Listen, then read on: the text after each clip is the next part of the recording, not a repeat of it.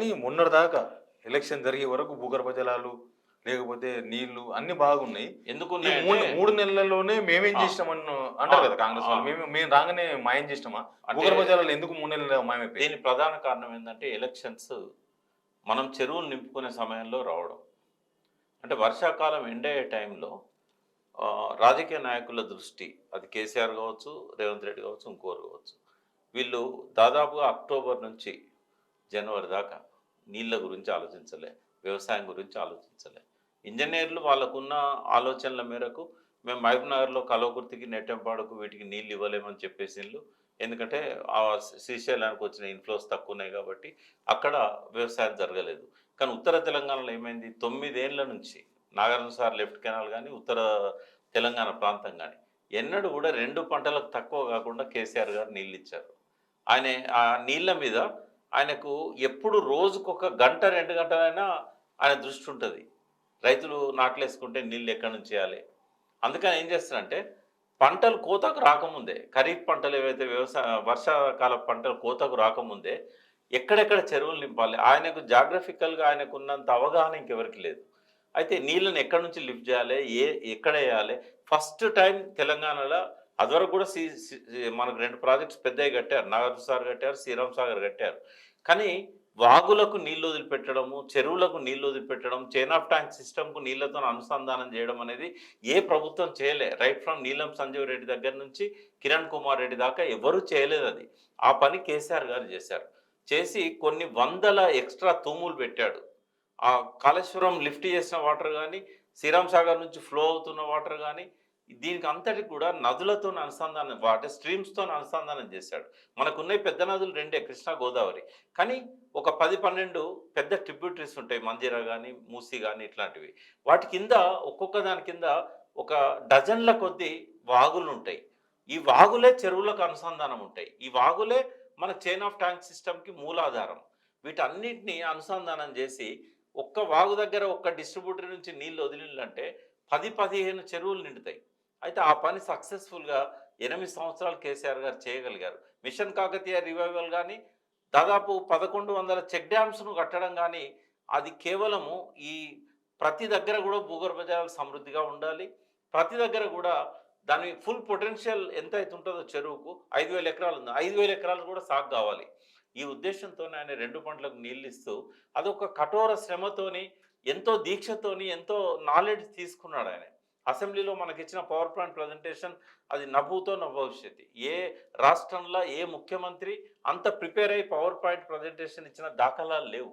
దానికి అటెండ్ కాలేదు రేవంత్ రెడ్డి. అప్పుడు టీడీపీ నాయకుడు బహిష్కరించాడు, కాంగ్రెస్ వాళ్ళు బహిష్కరించారు. కనీసం యూట్యూబ్లో ఇప్పుడు చూసినా కూడా ఆ ప్రజెంటేషన్ దొరుకుతుంది, జాగ్రఫికల్గా ఒక అవగాహన ఏర్పడడానికి, ఎందుకు లిఫ్ట్ చేయాల్సి వచ్చింది అనేది చెప్పడానికి. బట్ ఆ పని చేయలేదు కాబట్టి ఇవాళ ఈ దుర్గతి ఎదుర్కొంటున్నారు. ఇది కాలం తెచ్చిన కరువు కాదు, కాంగ్రెస్ వాళ్ళ నిర్లక్ష్యం కొంతున్నది. కేసీఆర్ గారు దిగిపోయే ముందు ఆ ఎలక్షన్ హడావిడిలో ఆయన పట్టించుకోకపోవడం కూడా ఒక కారణం. సిటీలో హైదరాబాద్లో ఒకటే కాలనీలో ఒకే లైన్లో ఓ పక్కిళ్ళ నీళ్ళు ఉంటున్నాయి, ఇవతల పక్క ఇళ్ళలో నీళ్ళు ఎండిపోతున్నాయి. అరే మా ఇంట్లో నీళ్ళు ఎండిపోయినాయి, వాళ్ళ ఇంట్లో నీళ్ళు ఉన్నాయి, ఇదేంది, ఏం తేడా ఉందని అడుగుతుంది చాలామంది. అది దీని గురించి అర్థం చేసుకోవాలంటే మన ఎర్త్ సైన్స్ కొంత చదవాల్సి ఉంటుంది. ఉదాహరణకు ఇప్పుడు మన కింద గుట్టల ఫార్మేషన్ ఉంది కదా, భూగర్భంలో కూడా గుట్టల ఫార్మేషన్ ఉంది, భూగర్భంలో కూడా వాగులు ఉంటాయి, స్ట్రీమ్స్ ఉంటాయి. అయితే హైదరాబాద్ సిచ్యువేషన్ ఎట్లుందంటే ఒక గుట్టు ఉంటుంది, మళ్ళీ పక్కన ఇంకో గుట్టు ఉంటుంది. ఈ 2 గుట్టల మధ్యలో యూ షేప్లో రాక్ ఫార్మేషన్ ఉందనుకోండి, 2 గుట్టలకు కింద నుంచి ఇట్లా లింక్ ఉన్నదనుకోండి. అప్పుడు ఏమైందంటే ఎంతవరకు అయితే నీళ్లు ఉంటాయో అంతవరకు ఆ బోర్లలో నీళ్ళు వస్తాయి. ఆ నీళ్ళు ఎక్కడికి పోవు. ఇట్లా వి షేప్లో ఉన్న, యూ షేప్లో ఉన్న బండలు ఆడ పెద్ద బొంద ఉన్నట్టు అన్నట్టు. ఇప్పుడు పైన ఎట్లయితే బొందలు ఫామ్ అవుతాయో గుట్టల మధ్యలో న్యాచురల్ సరస్సులు ఉంటాయి కదా, అట్లా కింద కూడా అవుతాయి అన్నట్టు. అయితే పక్కింట్లో ఆ గుట్ట పక్కన ఉంది ఆ ఇల్లు, ఆ యూ షేప్లో ఉన్న వాటర్కి బయట ఉంది, అది అక్కడ నీళ్ళు ఉండే అవకాశం ఉండదు, ఎందుకంటే కింద బండి ఉంటుంది. ఇక్కడ ఏంటంటే యూ షేప్ ఉంది కాబట్టి అబాండెంట్ వాటర్ ఉంటుంది. ఒక్కోసారి ఏంటంటే కొన్ని లక్షల లీటర్ల నీళ్లు అందులో నిల్వ ఉంటాయి. కాబట్టి సంవత్సరం అంతా దోడినా కూడా అందులో నీళ్ళు వస్తూనే ఉంటాయి. అయితే వీలైనంత వరకు ఏం చేయాలంటే మనము ఎక్కడ బోర్ వేయడానికి అవకాశం ఉందని సెన్సార్ సహాయంతో చూడాలి. ఒకవేళ డ్రై అయిన బోర్లు ఉన్నాయనుకోండి, ఇంకొంచెం డీపెన్ చేస్తే కూడా నీళ్లు పడవచ్చు. అందుకే మేము ఒక స్లోగన్ ఇచ్చాం. ఇప్పుడు నేను వాస్తవంగా భారతదేశంలో ఉన్న వర్షాధార నదుల మీద నేను చైర్మన్గా ఉన్నా. ఇది అన్ని ఎన్‌జీఓ సంఘాలు రాజేందర్ సింగ్ ఆధ్వర్యంలో నన్ను చైర్మన్‌గా పెట్టుకున్నాయి. అన్ని రాష్ట్రాలు తిరుగుతున్నా నేను. ఒక్కటే అందరికీ చెప్పగలిగింది ఏందంటే, సడక్ కా పానీ సడక్ మే, ఖేత్ కా పానీ ఖేత్ మే, గాँव కా పానీ గాँव మే, షహర్ కా పానీ షహర్ మే. ఎక్కడ వర్షం పడితే అక్కడ ఇంకనియాలే. ఎక్కడైతే రాక్ స్ట్రక్చర్ నుండి ఇంకడానికి అవకాశం లేదో అది ఫ్లో అయితది.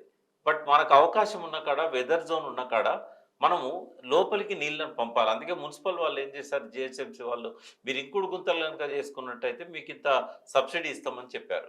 తర్వాత ఇంకుడు గుంత ఉన్నట్టుగా సర్టిఫై చేసిన తర్వాతనే వాళ్ళు ఆ ఇంటికి అప్రూవల్ ఇస్తున్నారు, ఫైనల్ అప్రూవల్. అపార్ట్మెంట్లలో గానీ, ఎక్కడ గానీ. కానీ అది మొక్కుబడిగా నడుస్తూ ఉన్నది. నిజంగానే టాక్స్ ఎగ్జంప్షన్ ఇచ్చారనుకో, ప్రతి నెల విజిట్ చేసి నిజంగానే ఆళ్ళకి సీపేజ్ అయితున్నదా? అంటే మన ఇంటి మీద పడే వర్షపు చినుకులు ఏవైతే ఉన్నాయో, ఒక ఫస్ట్ రెయిన్ వదిలేసి మిగిలిన వర్షపు నీళ్ళన్నీ గూడా మనం కింద సంపులల్లో స్టోర్ చేసుకోవాలి. ఎక్కడైతే ఇండిపెండెంట్ ఇళ్ళుంటాయో, ఎక్కడైతే అపార్ట్మెంట్స్ ఉంటాయో, అది గనుక చేసినట్టయితే ఈ సిటీలో ఎంత వర్షం పడతదో తెలుసా మీకు? దాదాపుగా 40 టీఎంసీల వర్షం పడతది. ఈ 40 టీఎంసీల వర్షం అంతా గూడా ఒక ప్రాపర్ ప్లానింగ్ లేకపోవడం వల్ల డ్రైనేజ్‌లో పడిపోయి మురుగునీటి సమస్య పెరుగుతాంది మనకు. మనకున్న ఈ ఎస్టీపీస్ ఏవైతే ఉన్నాయో అది బియాండ్ ఇట్స్ కెపాసిటీ. మనకు 600, 700 ఎంఎల్‌డీల నీళ్ళని మాత్రమే ఫిల్టర్ చేయగలిగే ఎస్టీపీస్ ఉన్నాయి.